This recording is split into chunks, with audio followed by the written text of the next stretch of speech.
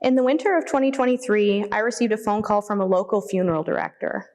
My business card had been found in the wallet of a deceased person, and he appeared to have been squatting in an abandoned building, became ill, and passed away.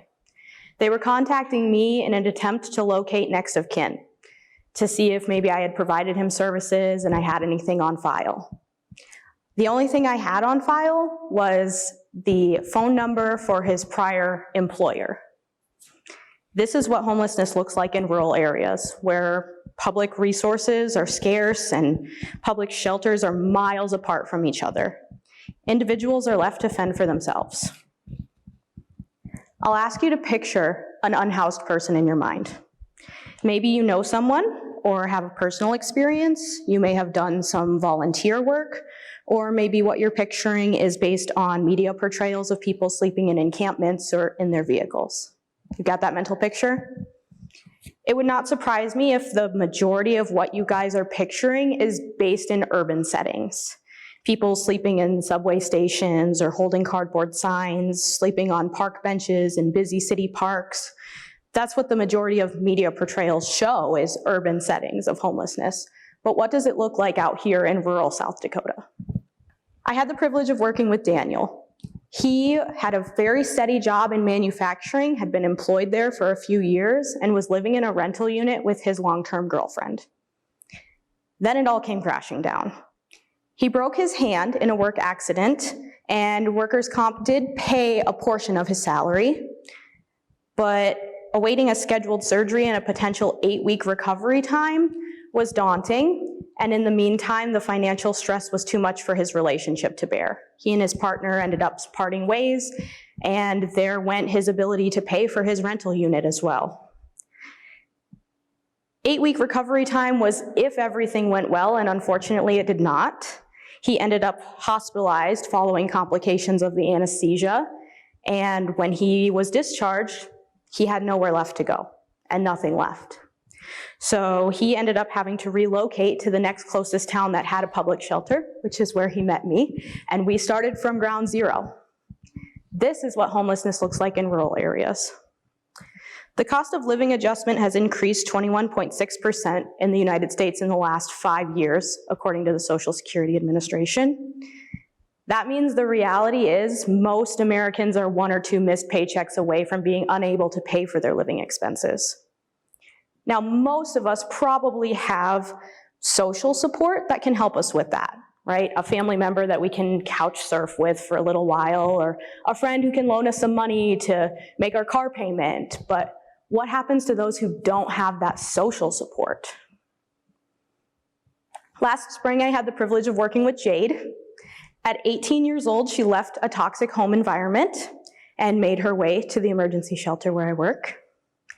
Shortly thereafter, her parents and siblings moved over 500 miles away. So there goes her social support.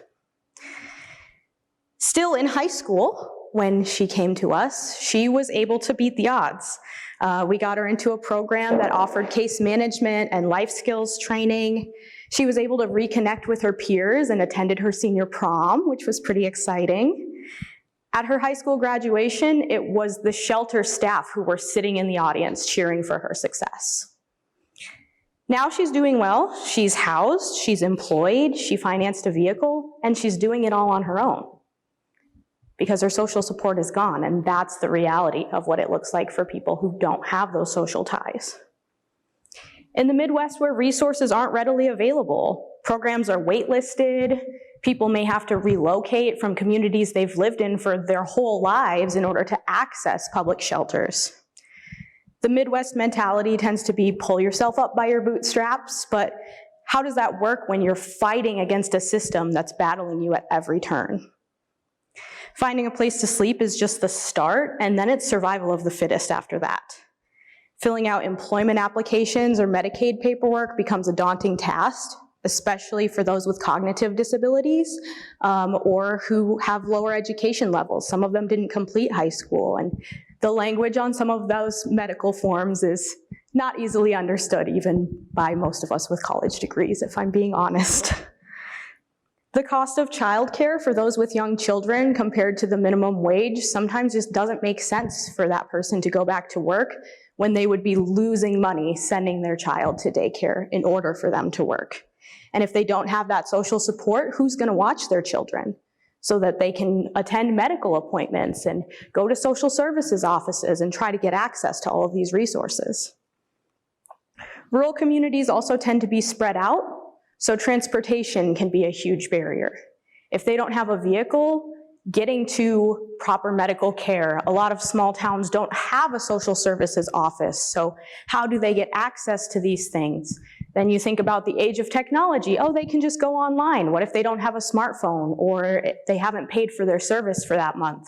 Accessing public Wi-Fi oftentimes mean you have to pay for something at the cafe in order to access the public Wi-Fi there. Medical care is crucial, but nearly impossible to access to maintain an able-bodied working status so that they can bring money home for themselves and their families. So what do we do about it? How do we change service provision in the no man's land between public shelters and available resources? Small communities we know can't support shelters on their own, and many small towns don't even have social services offices as a starting place, so what's next? It starts with each of us. Each of us can provide support in small ways that are still super impactful. Giving a ride to somebody to the social services office in the next town over. If you're commuting and you're going there anyways, that could be a huge game changer.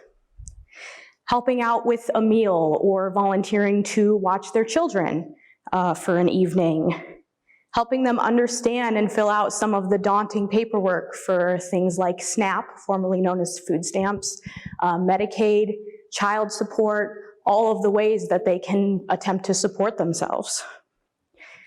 And volunteering or donating to organizations who provide outreach to the rural communities that are sometimes missed by larger organizations. All of us can make a difference in these communities. Those of us that live in these communities, it starts here and it starts with us. Thank you.